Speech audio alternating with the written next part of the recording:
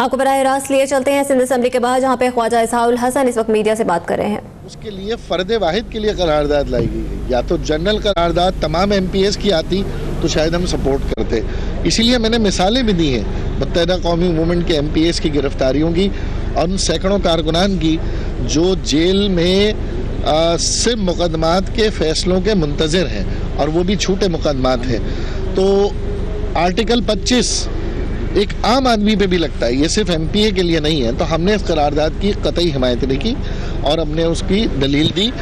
Law minister साहब ने हमारी जो पॉलिसी थी, दलील जो हमने दी, उस पर उन्होंने अपने तय ये फैसला कर लिया कि हम शायद उनसे कन्विंस हो गए। कन्विंस होते तो हम करारदाद पे साइन भी करते, तो ना हमारे उस पर सिग्नेचर है और ना ही हमने उसे सपोर्ट किया। तो ये क्लैरिटी बड़ी ज़रूरी है। अच्छा, ये करप्शन की बातें आगे चलकर जो है ना वो टेकों पर पहुंच गई है, क्या टेके और करप्शन की क्या ये मुझे नहीं पता कि वो CM साहब ने किसकी इंक्वायरी खोली है, कौन ठेकेदार है, किसके ठेकों के खिलाफ बात हुई है, मैं कम से कम उस चीज़ से वाकिफ नहीं हूँ।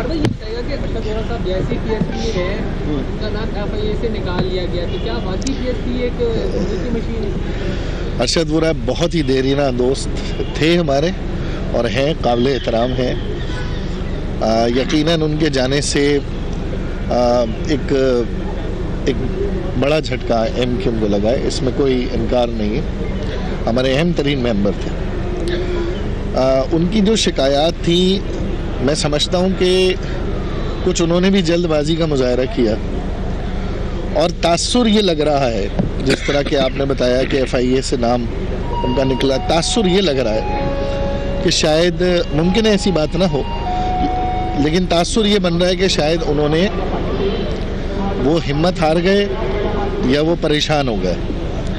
लेकिन बहरहाल फारूक भाई ने अरशद वोरा भाई के लिए हमेशा दरवाजे खुले रखने का कहा है और हम ये समझते हैं कि बुनियादी तौर पर ये जो ट्रांसफ़र हो रहा है MQM से PSP या PSP से MQM, ये किसको फ़ायदा हो रहा है? सोचने की बात ये है।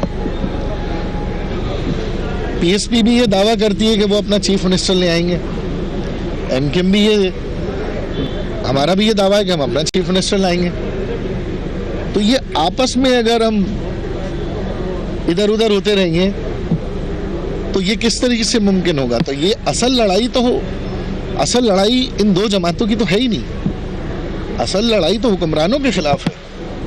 तो बुनियादी तौर पर कराची के लोग मैंडेट को तकसीम नहीं होने देना चाहते और ये बात ख़ास तौर पे तमाम जमातों को समझनी है कि अगर एक करप्ट हुक्मरानों से मुकाबला करना है तो उसके लिए एक मजबूत इत्तेहाद की ज़रूरत है, एक ग्रैंड अलायंस की ज़रूरत है सिंध के अंदर। ये एक दूसरे के लोगों को ले जाकर, दोनों कमज़ोर होंगे, कोई एक भी ताकतवर नहीं हो सकेगा।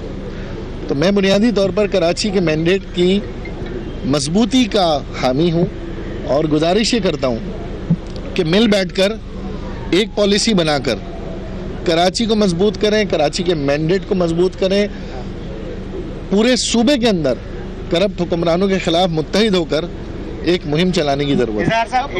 एक ग्रैंड डेमोक्रेटिक अलायंस भी है पीर पगाड़ा की क़यादत में, उसके बारे में थोड़ा अपनी राय का इजहार कर लें। और आप उसके साथ साथ एक मंजूर वसान साहब ने एक बात कही है कि ये 4 जो MQM के धड़े हैं, ये चारों नहीं रहेंगे, कोई एक नई MQM बनेगी, उनका लीडर दुबई से क़यादत करेगा। उसके बारे में ज़रा आप अपनी राय अगर उसके साथ साथ मंजूर वसान भी आजकल बहुत सारी पेशगोइयाँ कर रहे हैं, उसका मुस्तकबिल कैसे देखना है? देखिए, वसान साहब हमारे काबिल एहतराम दोस्त हैं, मिनिस्टर हैं।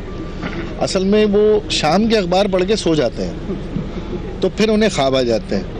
तो शाम का अखबार पढ़ के जब आप सोएंगे तो इसी किस्म के ख्वाब में, आप बताएं कोई एक बात उनकी सही हुई है आज तक?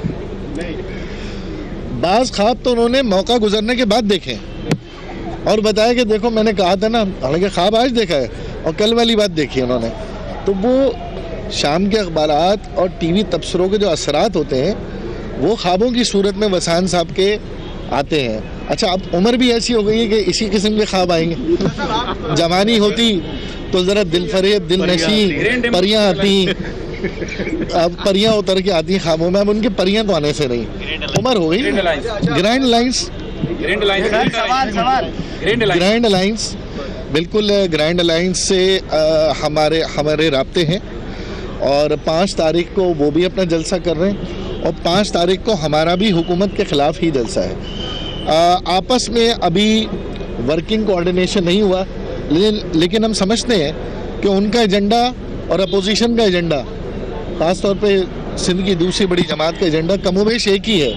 तो हम समझते हैं कि आगे चलकर ग्रैंड अलायंस के साथ बात हो सकती है और हम एक कॉमन एजेंडे पे मुत्तहिद हो सकते हैं।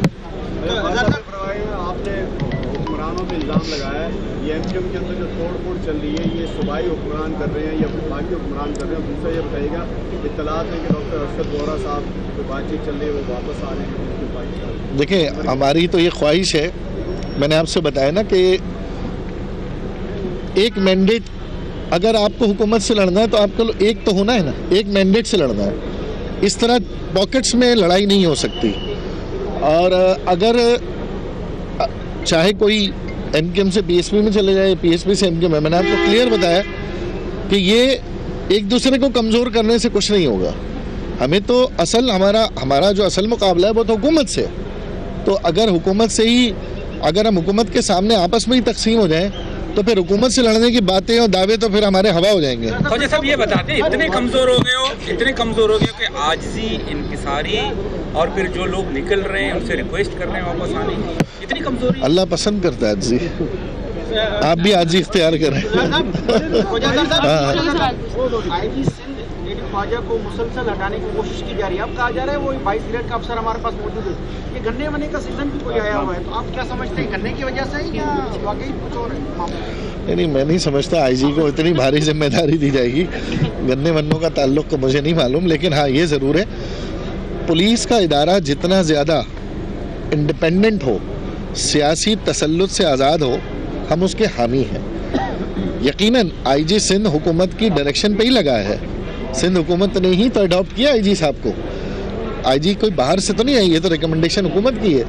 तो किसी भी अफसर को हटाने के लिए हुकूमत के पास एक जवाज़ होना चाहिए और सियासी मदाखलत ना करने की हुकूमत खुद यकीन दहानी कराए, क्योंकि माजी में पुलिस के जितने स्कैंडल आए हैं वो हुकूमत की उससे शर्मिंदगी हुई है।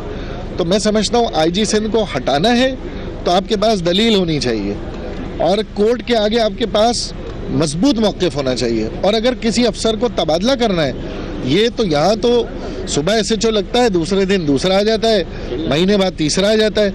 तो ये SHOs भी इस तरह तब्दील होना, इसकी भी कोई ऐसा कहा ये जा रहा है कि ये जो आईजी साहब हैं, इन्होंने जो अभी इलेक्शन के दौरान अभी बहुत सी असामियाँ आने वाली हैं, क्या ये वजह तो नहीं बन रही कि आसामियों को इन्होंने मेरिट पे किया है, नौकरियाँ जो मिल रही हैं इनको कांस्टेबल की और अफसरान की, वो मेरिट पे दे रहे हैं, ये दूसरा बैच भी अभी एक हफ्ता पहले उन्होंने किया, तो वो उसका वजह तो नहीं बन रही? देखिए, मौजूदा आईजी और साबका आईजीज़ में आप देखें तो इनके ऊपर कोई स्कैंडल और स्कैम अभी तक नहीं है, जबकि साबका जो है ना वो मुसलसल भुगत रहे हैं।